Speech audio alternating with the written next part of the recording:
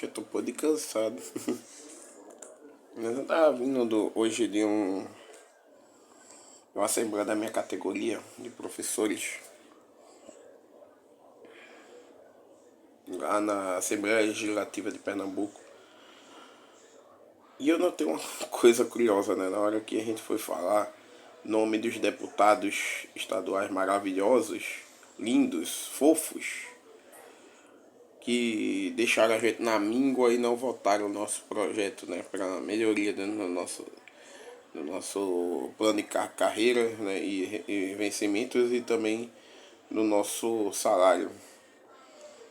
E curiosamente eu percebi que dois nomes em especial foram o alvo supremo das vaias de todo mundo, ou de boa parte das pessoas.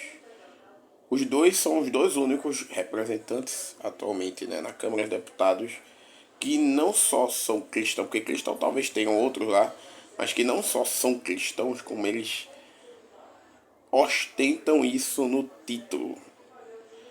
Não de ser cristão, nem de ser irmão, mas de ser pastor. Pastor fulano, pastor ciclano. Pastor fulano, que já é conhecido por muitas, né, polêmicazinhas, ele e a esposa dele. E pastor ciclano, que é uma coisa nova, né? Quem começou, na verdade, a ser só foi a esposa dele. Depois ele entrou, né, na jogada. A esposa dele, inclusive, já é deputada federal, né? Mas antes ela era estadual. E quando era deputada estadual, ela ficou famosa por uma polêmica absurda e horrorosa sobre os direitos, né, de uma minoridade, né, de ela fazer por questões óbvias, né, de que é uma menina que sofreu da própria família, de um familiar dela, que teve um filho vítima disso, e que por mais que eu não... como cristão você concorda com... Não, mas há casos, meu amigo, que não há como... É o mal necessário e a lei permite. Infelizmente, né? Eu não sei quantos irmãos vão me cancelar depois disso, mas eu não estou dizendo que eu concordo novamente. Mas a gente tem que entender e respeitar o que as leis dizem. E entender também a cabeça de uma criança. O que você acha melhor? Tentar entender a cabeça de uma criança que foi vítima dessa situação, para tentar ajudar a acolher ela. Ou fazer como a tal pessoa que foi lá na frente do hospital para chamar o médico de assassino. E a própria criança de 12 anos de assassino. Sim, chamou a criança de assassino. Uma criança que foi vítima de... Estava grávida de uns... Chamaram de A. Aí eu não sei, né? E aí, né? Fazem cruzada em favor da família com Deus, pela liberdade e pelo diabo que o carregue. E querendo ser... que suas principais, né, bandeiras são anti... o povo que está apenas querendo o seu direito de representatividade LGBTQIA+. Não porque, né, são contra, porque dizem que isso daí logo vai... Aí já mistura uma coisa com a outra e dizem que isso pode gerar, né, uma geração que vai ensinar valores equivocados para as crianças.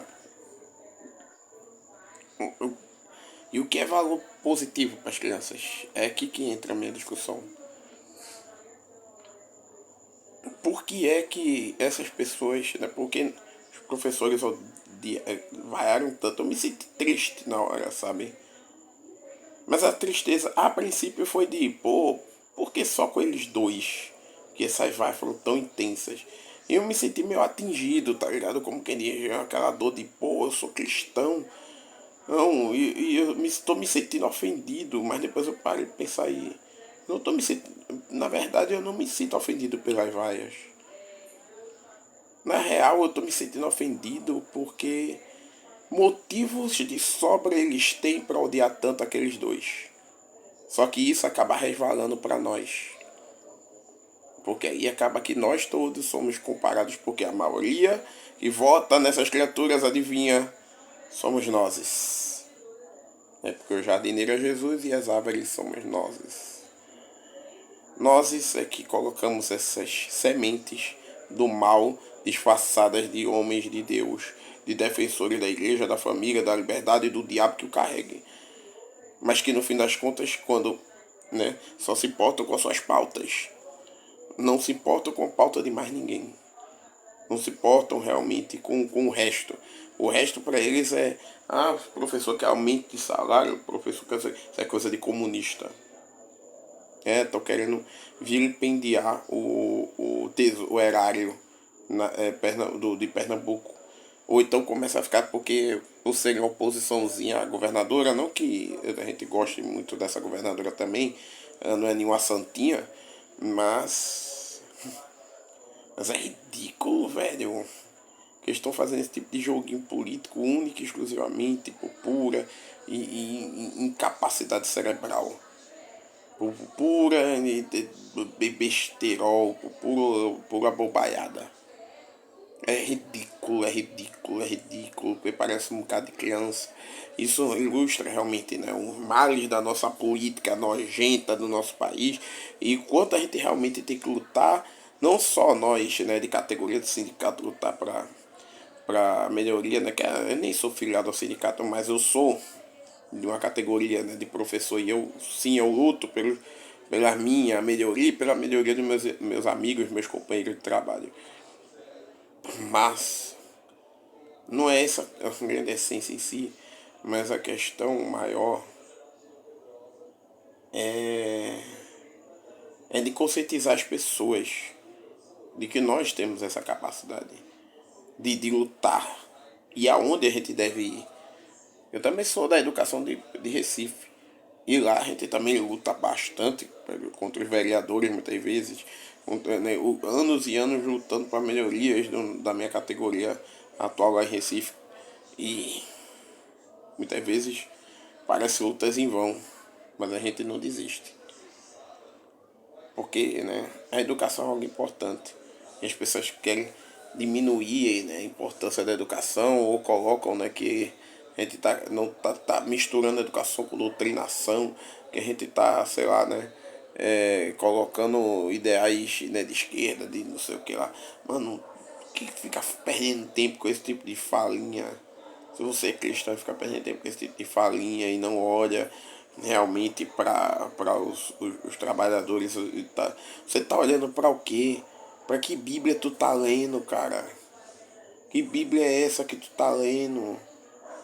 Que o próprio Deus, que é o próprio Deus, que não tem necessidade nenhuma dele dar, paga nenhuma pra gente, porque nenhum de nós merece nada, mas por Jesus Cristo ele coloca lá, né, em Jesus, uma parábola em que o Senhor, ele diz, olha, vou te dar R$ 1, um denário, né, que era R$ 10, R$ 20 mais ou menos.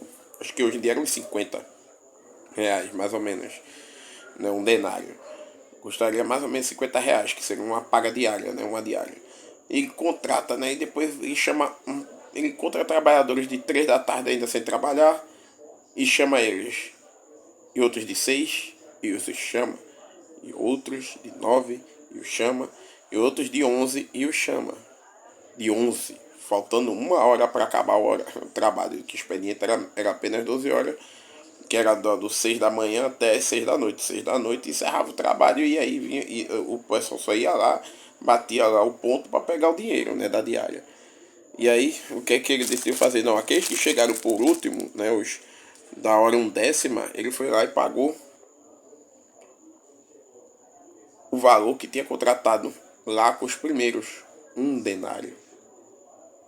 E aí os cabas que chegaram primeiro pensaram, a gente chegou primeiro, ele vai botar pra gente que uns 2, 3 denários. E receberam e ficaram revoltadinhos. Porque a gente trabalhou o dia todo e esses cornos só ficaram 1 hora trabalhando e receberam mesmo que a gente. Amigo, primeiro, quanto que eu contratei com você? Um denário. Segunda coisa, o dinheiro é de quem? É meu. Eu dou quanto eu quiser para quem eu quiser. O dinheiro é meu. Tá querendo dizer o que é que eu tenho que fazer com o meu dinheiro, né? Então, os bens dessa terra foi Deus que criou e deu a cada um de nós. Não por nosso merecimento, nem por quanto tempo de fé, ou por até mesmo se você é cristão ou não. Quantas pessoas aqui não são cristãs e são mais abençoadas do que muita gente que se diz cristão? E nem estou falando aí no ideal, falsidade, meritocracia capitalista de quinta categoria, mas pelo fato de, infelizmente, existir desigualdade, isso sim. E você acha bonito isso, cristão? Você acha isso bonito? Quanto tempo você vai continuar aí se iludindo? Não estou aqui com papo de marxista não, porque eu sou anarquista, tá? É justamente por isso. Por eu ser, né, como diria, né, um certo opositor, inimigo meu, né, infelizmente, né, tem gente que se diz inimigo meu. Eu não sou inimigo de ninguém, mas tem gente que se autoproclama inimigo meu, né, ele dizer que eu sou cabeça de alumínio, chapéu de alumínio, né, anarquista cristão, chapéu de alumínio. Mas a questão é que eu acredito na justiça social. Eu acredito, né, e que isso faz parte do programa também de Deus e da igreja. Porque a gente vê a igreja primitiva fazendo isso.